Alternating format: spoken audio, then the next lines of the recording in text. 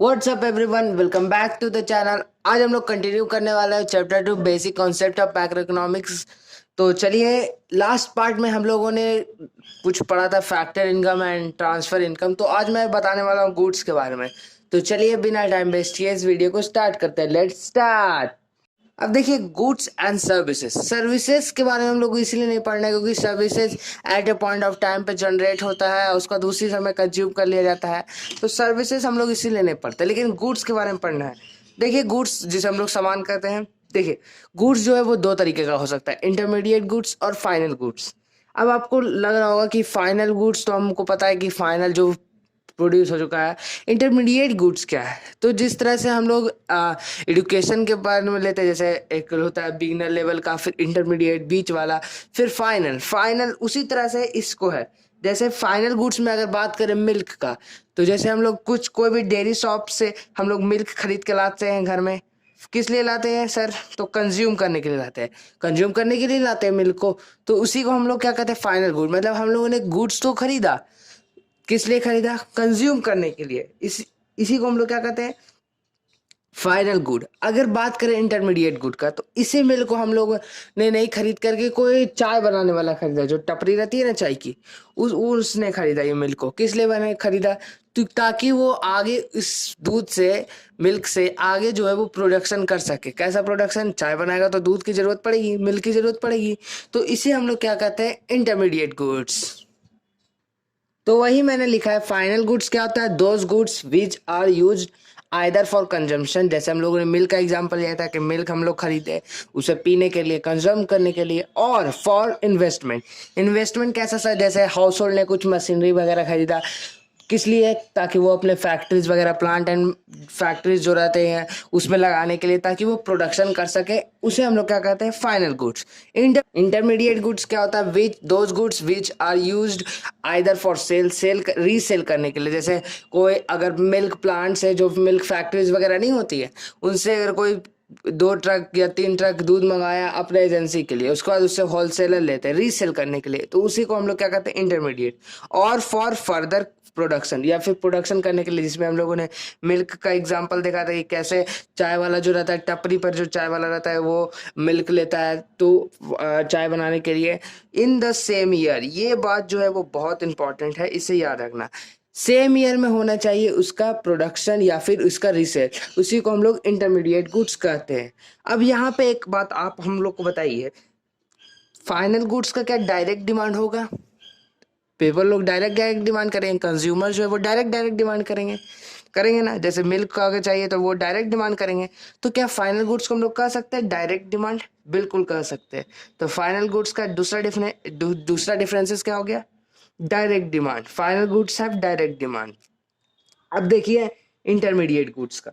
Intermediate goods में जैसे मैंने अभी आपको चाय वाला का एग्जांपल दिया, तो अगर मान लीजिए कि आदमी लोग जो कंज्यूमर होते हैं, चाय जो टी वगैरह पीते हैं, मैं भी पीता हूँ, तो अगर वो चाय पीना छोड़ दिए या नहीं पी रहे हैं, तो क्या चाय का डिमांड घटेगा?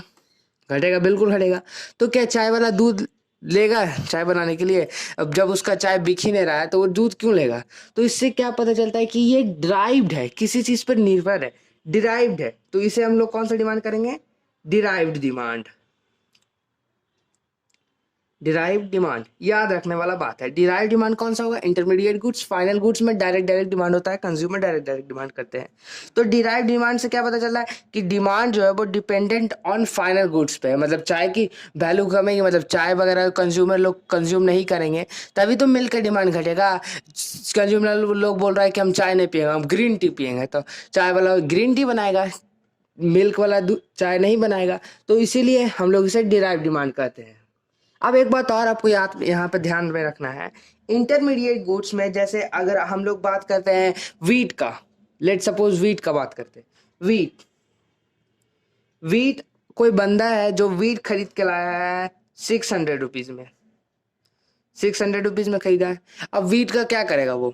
वीट का वो आटा, आटा बना के बाद रोटी हम लोग जिससे खाते हैं आटा से, तो उसे वो क्या करेगा? फ्लोर में कन्वर्ट करेगा। फ्लोर को क्या कहते हैं? आटा हिंदी में कहते हैं। फ्लोर को कन्वर्ट करने में उसे लगा 1000 रुपीज। तो इससे 1000 रुपीज, इससे हम लोगों को क्या पता चला कि जो वीट था, जो मेरा इंटरमीडिएट गुड्स था, वो क्या हो गया, उसका वैल्यू क्या हुआ, मर्ज हो गया। मर्ज तो हुआ, वीट से हम लोग उसे फ्लोर में चेंज करवाए, तो फ्लोर का दाम कितना है, 1000 रुपीज, और वीट में हम लोग इसमें कितना में खरीदे थे, 600 रुपीज में। मतलब इससे क्या पता चला कि जो वैल्यू ऑफ इंटरमीडिएट गुड था, इंटरमीडिएट कौन सा गुड है, वीट, फ्लोर तो फाइनल गुड है जो कि बन के निकला इंटरमीडिएट के बाद। तो वीट का मतलब जो वैल्यू ऑफ इंटरमीडिएट गुड्स था वो मर्ज हो गया, मतलब मिल गया, किस में मिला, the value of final goods में, with the value of final goods. जो फाइनल गुड्स बना उस पर उसका जो वैल्यू था इंटरमीडिएट गुड का वो मिल गया। लेकिन फाइनल गुड्स में क्या ऐसा होता है, कुछ होता है क्या, नहीं, इसमें तो डायरेक्ट रहता है, या तो आप कंजम्पशन करो या फिर आप इन्वेस्टमेंट करो। देखिए मैंने आपको यहाँ पे अभी 3 डिफरेंसेस बताए। पहला एक बेसिस, मीनिंग के बेसिस पे, उसके बाद मैंने बताया कि डिमांड किस तरह का हो सकता है, उसके बाद मैंने बताया कि इंटरमीडिएट गुड्स का वैल्यू जो है वो मर्ज हो जाता है, यानी मिल जाता है, लेकिन फाइनल गुड्स में ऐसा कुछ नहीं होता है। उसके बाद नेचर का बात करें तो फाइनल गुड्स जो है वो national income as well as domestic income में इंक्लूडेड रहता है। क्योंकि हम लोग अगर कुछ भी खरीदेंगे कंजम्पशन करने के लिए, लाइक सपोज कार खरीदे, कार फॉर पर्सनल यूज़ के लिए अगर हम लोग कार खरीदे हैं एज एन इन्वेस्टमेंट, तो हम लोग उसे फाइनल गुड में मानेंगे और वो national income as well as domestic income में इंक्लूड होगा। बात करें अगर इंटरमीडिएट गुड्स का, तो वो ना तो नेशनल इनकम में इंक्लूड होता है ना ही डोमेस्टिक इनकम में। कहाँ चला जाता है तो हम पता ही नहीं, क्योंकि इसके जो भी वैल्यू होता है वो फाइनल गुड्स जो इससे बनता है उसमें मिल जाता है। मैंने अभी आपको बताया, जैसे वीट हम लोगों ने खरीदा था, उसके बाद उसे फ्लोर बनाया, आटा जिसे हम लोग कहते हैं। उसके बाद वैल्यू एडिशन, देखिए फाइनल गुड्स में क्या होता है, इसमें जो गुड्स रहते हैं वो बने बनाए हुए रहते हैं। लाइक हम लोग को मिल्क लेना है तो मिल्क तो बना हुआ रहता है। लेकिन इंटरमीडिएट गुड्स का अगर बात करें तो इसमें हम लोग को जैसे चाय बनाना है, तो चाय बनाने के लिए मिल्क तो चाहिए, तो मिल्क क्या है, इंटरमीडिएट गुड्स। तो इसमें क्या पता चला कि इसमें जो है वो गुड्स जो है वो रेडी टू यूज नहीं रहता, मतलब इसमें रेडी यूज नहीं रहता है। उसके बाद अगर बात करें प्रोडक्शन बाउंड्री का, प्रोडक्शन बाउंड्री में जो है वो फाइनल गुड्स जो है वो क्रॉस कर जाता है प्रोडक्शन बाउंड्री। जैसे हम लोगों को पता है कि फाइनल गुड्स तैयार कब होगा, जब उसका प्रोडक्शन जो है वो खत्म हो जाएगा। लेकिन इंटरमीडिएट गुड्स का अगर बात करें तो उसका प्रोडक्शन जो है वो, प्रोडक्शन बाउंड्री जो है वो स्टिल, मतलब वो अभी भी रहता है प्रोडक्शन बाउंड्री में। अब ये कैसे होता है, देखिए एक बंदा के पास कॉटन है, कॉटन जानते हैं ना, कॉटन। अब ये जो है वो बंदा जो है वो बी को बेच दिया 200 रुपीज में। ये कॉटन जो है वो बी को बेच दिया, बीच से ले लिया कॉटन। अब ये कॉटन का क्या किया, ये कॉटन का क्या किया है, थ्रेड, थ्रेड जानते हैं ना, धागा जिसे हम लोग खाते हैं, थ्रेड बनाया, थ्रेड।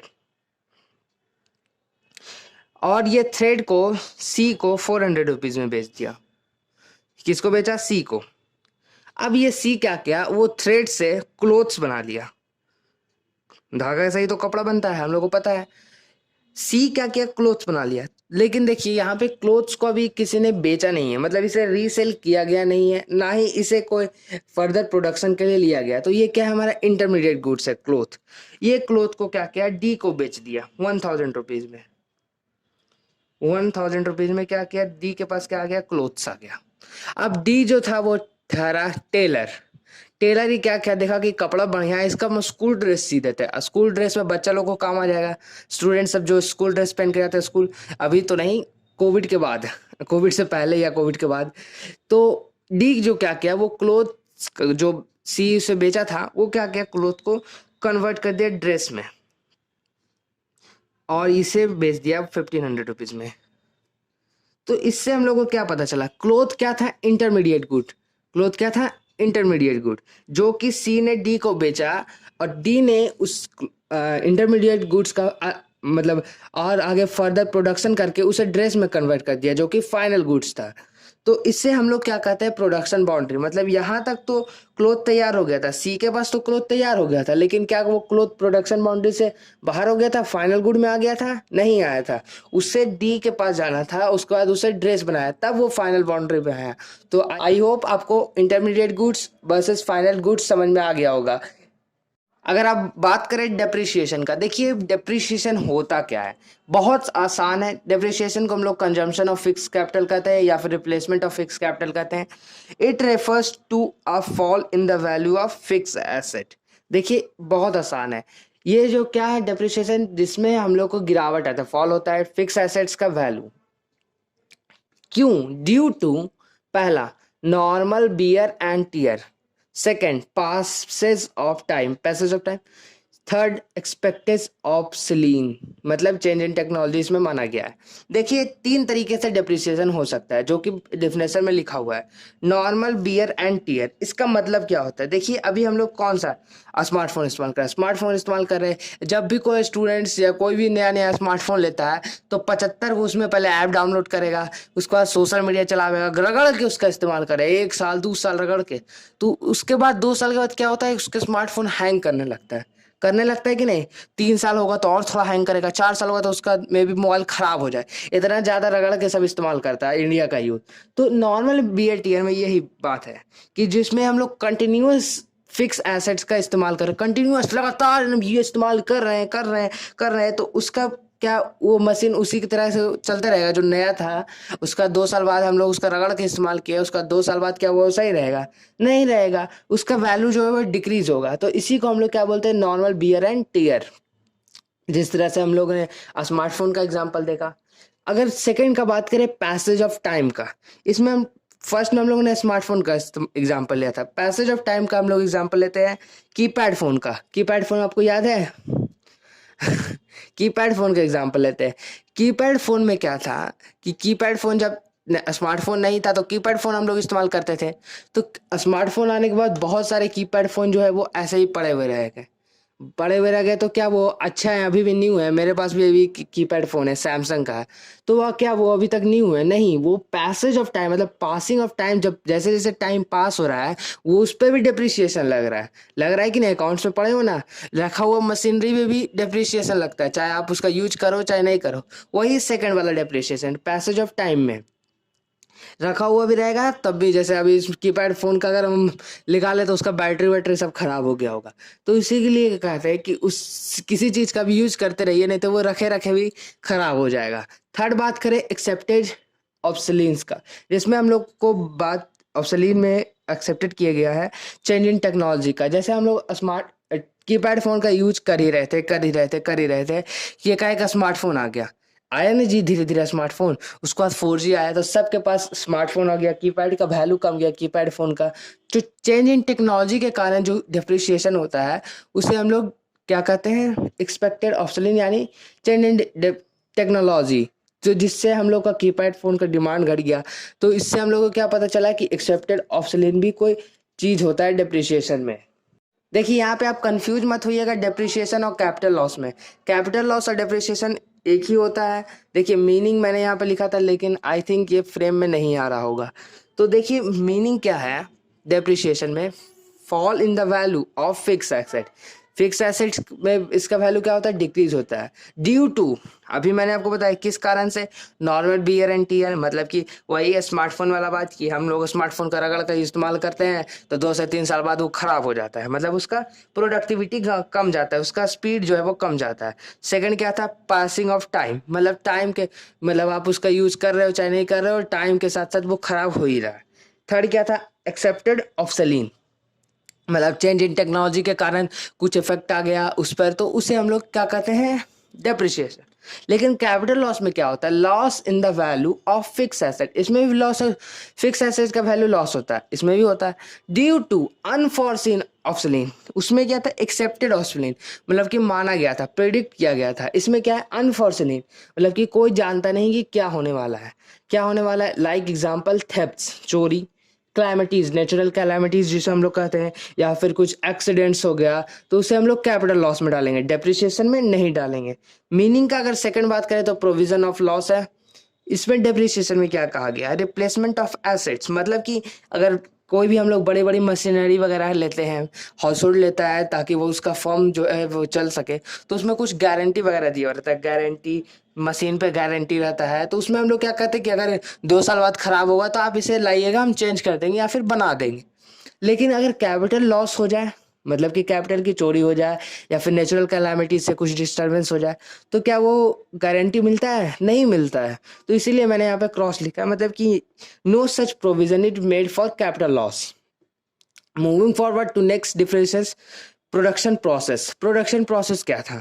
इट डजंट हैमर, मतलब कि ये जो है डेप्रिसिएशन जो है वो प्रोडक्शन प्रोसेस को हैमर नहीं करता, मतलब कि कोई रोक नहीं करता है।